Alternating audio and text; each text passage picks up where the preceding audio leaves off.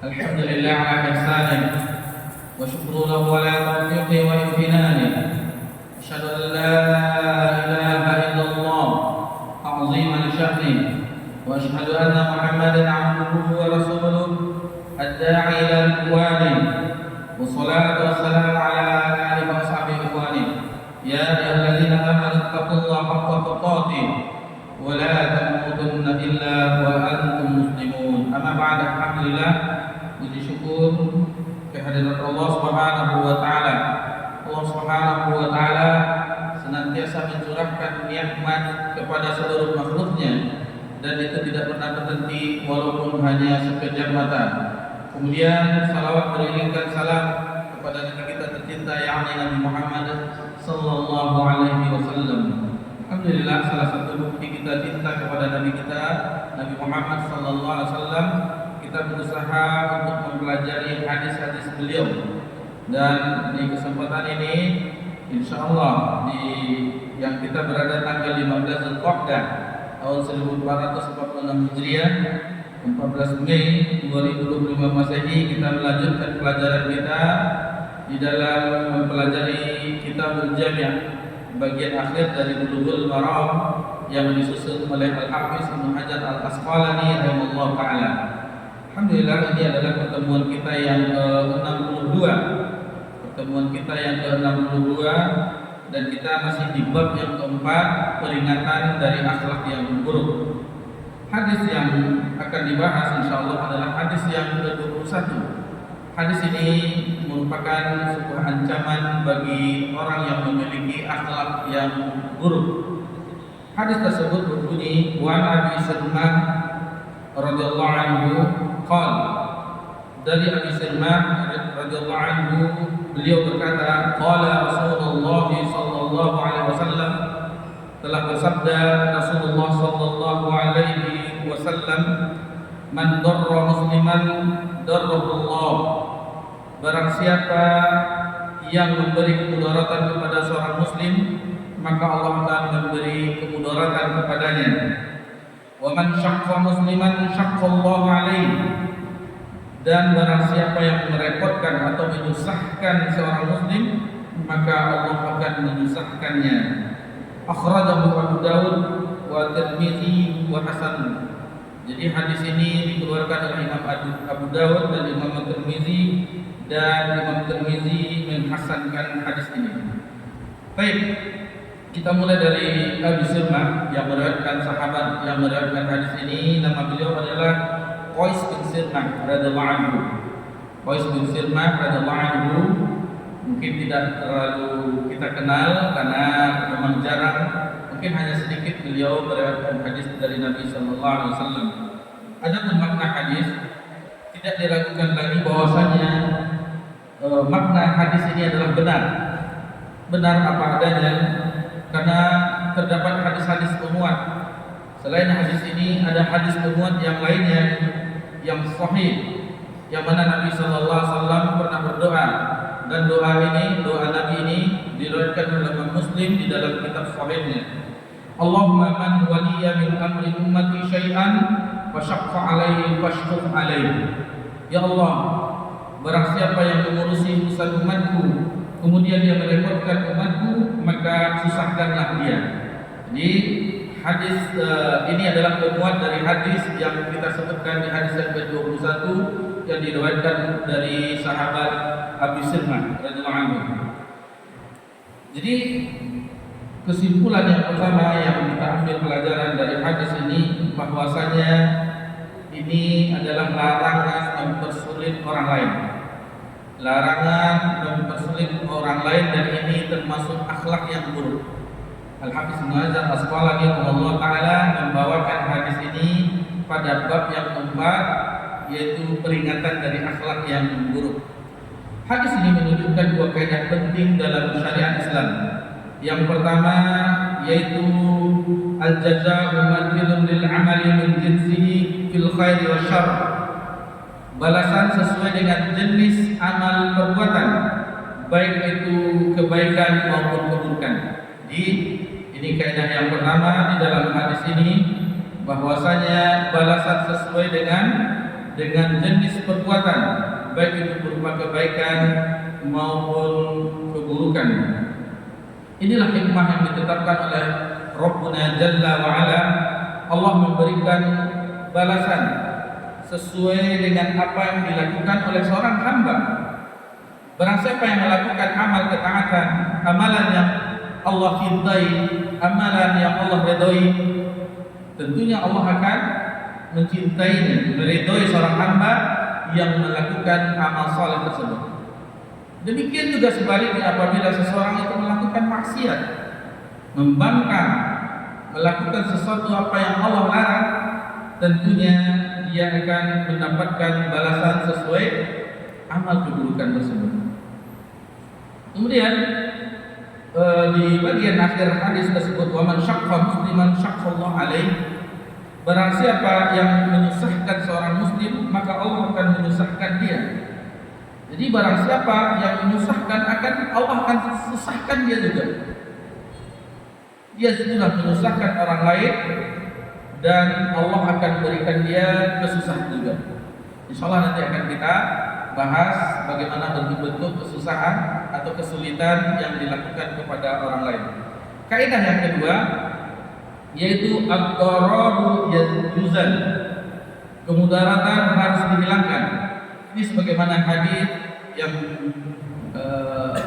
kaidah ini sesuai dengan hadis Nabi sallallahu alaihi wasallam yang berbunyi la darara wa la dirara. Tidak boleh memberikan kemudaratan sama sekali, baik memberi kemudaratan kepada diri sendiri ataupun kepada orang lain. Jadi baik terhadap diri sendiri maupun kepada orang lain tidak boleh kita memberikan kemudaratan. Ini salah satu bapak-bapak, terkhusus bapak-bapak, misalnya masalah rokok, itu mudarat. Selain itu mudarat buat diri kita, juga mudarat buat orang lain, orang sekitar kita. Asapnya mengganggu orang sekitar kita. Dan bahkan bahayanya orang yang merokok pasif, istilahnya yang di sekitar orang yang merokok aktif itu lebih berbahaya dibandingkan orang yang merokok aktif.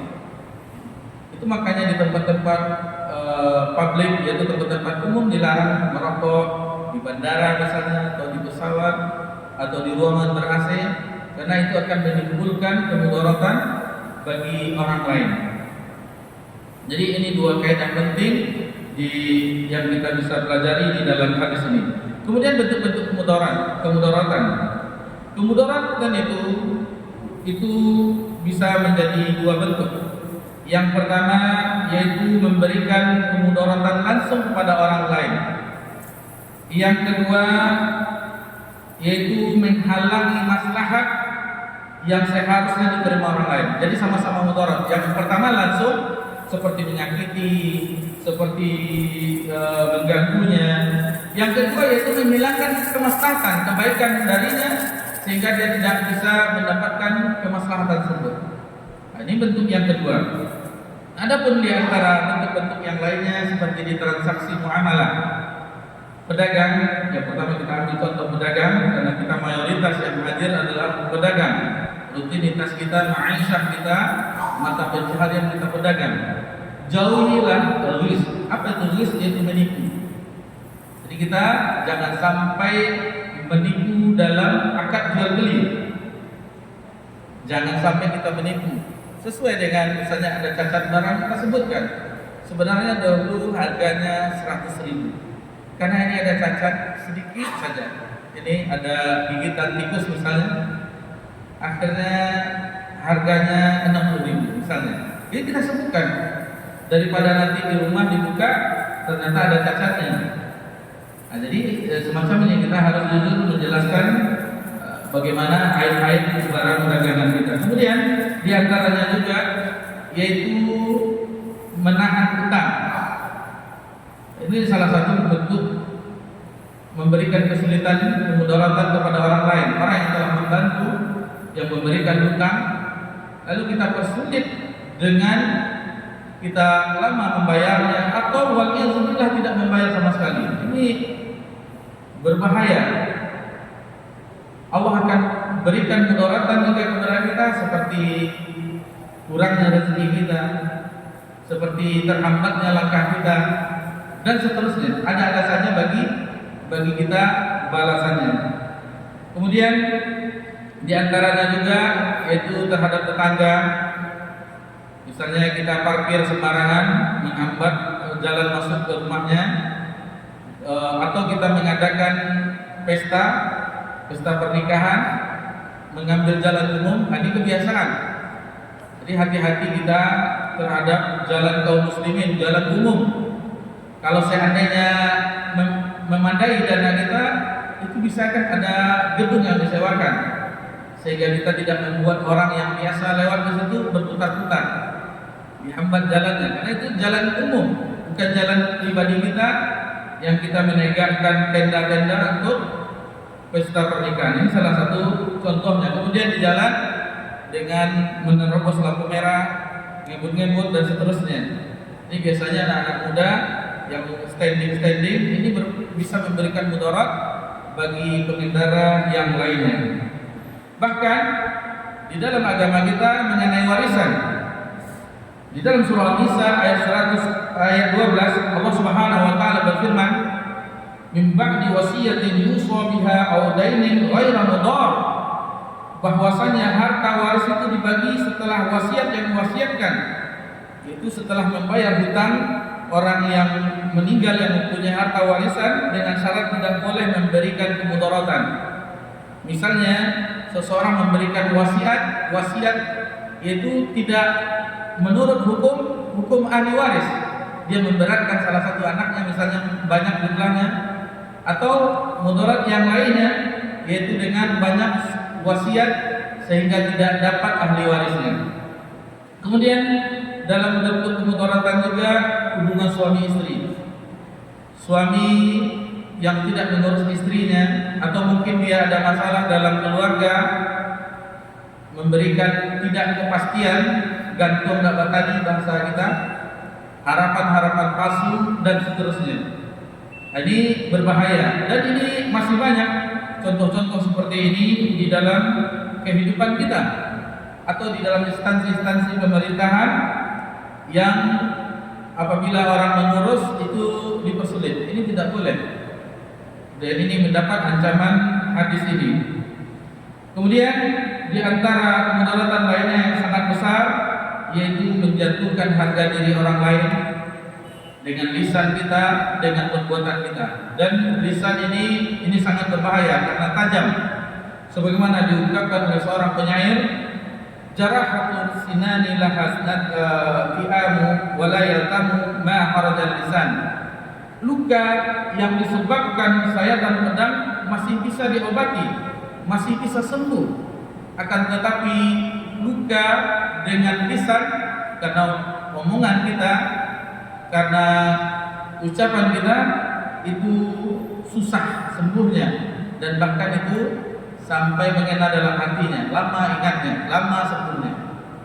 Ini diantara pelajaran yang bisa kita petik di siang yang berbahagia ini, bahwasanya kesimpulannya salah satu bentuk akhlak buruk di dalam agama kita yang kita jauhi adalah kita tidak boleh larangan untuk mempersulit orang lain segala urusan, apapun bentuk urusannya, dan kita tidak boleh memberikan kemudaratan kepada orang lain. Demikian saja, mudah-mudahan bermanfaat. Subhanallah wa bihamdihi, astaghfiruka wa atubu ilaik. Wassalamu ala nabi Muhammad sallallahu alaihi wasallam wa ala alihi washabihi ajmain. Walhamdulillahi rabbil alamin. Wassalamualaikum warahmatullahi wabarakatuh.